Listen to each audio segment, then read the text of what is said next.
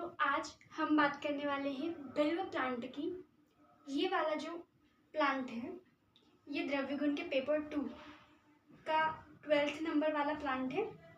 तो इसमें भी हम सारे इसके बॉटनिकल नेम, फैमिली, इसके क्या सिनोनिम्स है, क्या पर्याय हैं इसके रस पंचक की बात करेंगे। फिर इसका कैसा कर्म है, दोषों पर, किन किन दोषों पर ये अपना प्रभाव दिखाता है, फिर इसका आम्लिक प्रयोग क्या है, तो इन सब के बारे में हम देखेंगे। तो बिल्व का जो बॉटनिकल नेम है वो ईगल मार्मेलस है। मार्मेलस, तो बॉटनिकल नेम क्या हुआ बिल्व का? ईगल मार्मेलस।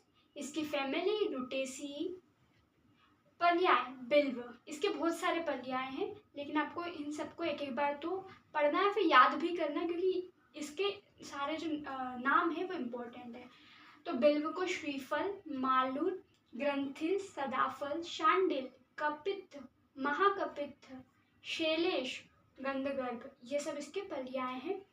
रस पंचक इसका वीर्य उष्ण होगा, विपाक इसका कटु होगा, गुण में ये लघु और रुक्ष होगा, रस इसका कषाय और तिक्त होगा।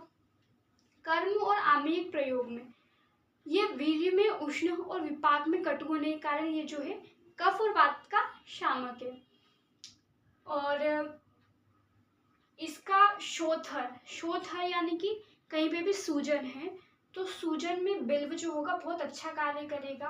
वेदना स्थापन यानी कि कहीं पे भी पेन है, पेन में रिलीफ देने के लिए ये इसका उपयोग किया जाता है।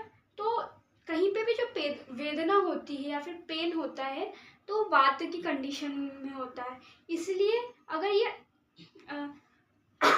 वेदना स्थापन है तो ये इससे ये भी होता है, वेदना स्थापन होने के कारण ये कई प्रकार की वात व्याधियां हैं उसमें इसका उत्तम प्रयोग किया जाता है, यानी कि वात व्याधियों में ये लाभकारी है।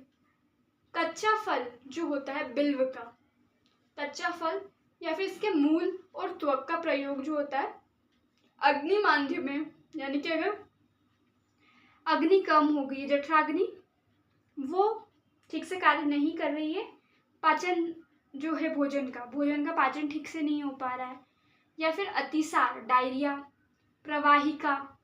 प्रवाहिका और IBS जिसे कहते हैं उससे रिलेट करते, कहते नहीं हैं तो IBS से रिलेट करते प्रवाहिका को, ग्रहणी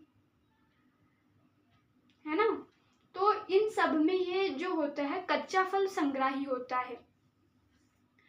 तो यहाँ पर जो अतिसार होगा वो डायरिया होगा, IBS ग्रहणी को कहेंगे और प्रवाहिका को डिसेंट्री कह रहे हैं, यानी कि जो भी अतिसार वाली कंडीशन है जिसमें मल का अधिक त्याग हो रहा है, मल अधिक मात्रा में उत्सर्जित हो रहा है, तो वहाँ पर बिल्व जो होगा वो संग्राही का कार्य करेगा, यानी कि मल को बांधने का कार्य करेगा।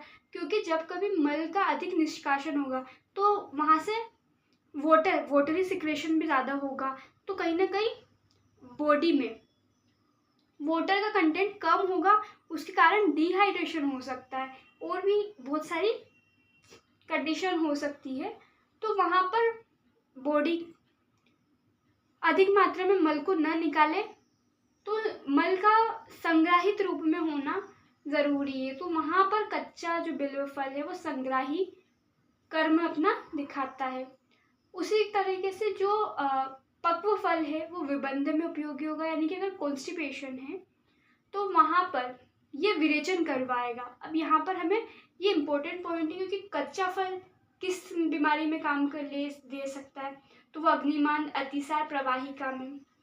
पक्व फल जो होगा वो कहाँ पर यूज़ करेंगे, अगर विबंध की कंडीशन है तो विरेचन में प्रयोग करेंगे। ये आपके वाइवा में भी पूछ सकते हैं कि कच्चा फल जो है वो किस पेशेंट को आप दे सकते हैं, तो आप बता सकते हैं कि कच्चा फल जो होगा वो संग्राही कर्म करेगा बिल्व का, तो इस वजह से मल को बांधेगा, तो वो अतिसार जैसे डिसीज़ में हम दे सकते हैं। फिर अगर आपसे पूछे कि बिल्व का पक्व फल किस डिसीज़ में देंगे, तो हम बता सकते हैं कि पक्व फल क्या करता है, विरेचन करता है, यानी कि जब कभी कॉन्स्टिपेशन है, मलबद्धता की कंडीशन है, तो हम बिल्व को उपयोग में ला सकते हैं। फिर गर्भाशय शोथ है ना, तो उसमें भी इसका प्रयोग किया जाता है। सूतिका रोग हो गया या फिर श्वेत प्रदर, वाइट डिस्चार्ज हुआ है, तो उसमें भी बिल्व का फल जो होता है वो उपयोगी होता है। बिल्व के फॉर्मुलेशंस के साथ इसका यूज़ करते हैं।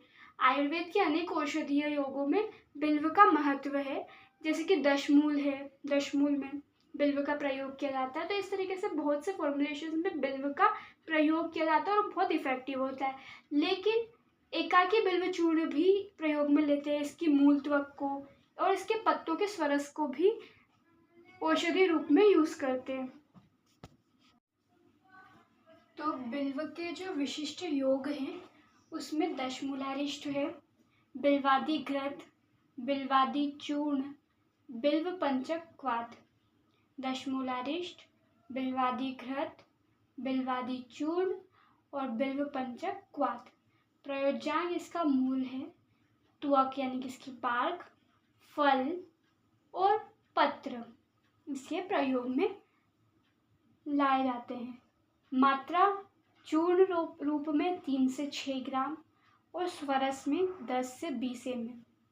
इसका जो केमिकल कंपोजिशन, रासायनिक संगठन है, वो सभी के जैसे कि फ्रूट्स के, रूट के, बाग के, सबके अलग अलग है, लेकिन यहाँ पे फ्रूट का मैंने बताया क्योंकि वो इम्पोर्टेंट है। तो फ्रूट का जो इम्पोर्टेंट केमिकल कंस्टिट्यूएंट है वो मार्मेलोसिन है, और मार्मेलोसिन, ल्यूवानगेटिन, ओराप्टेन, सोरालेन, मार्मेलाइड।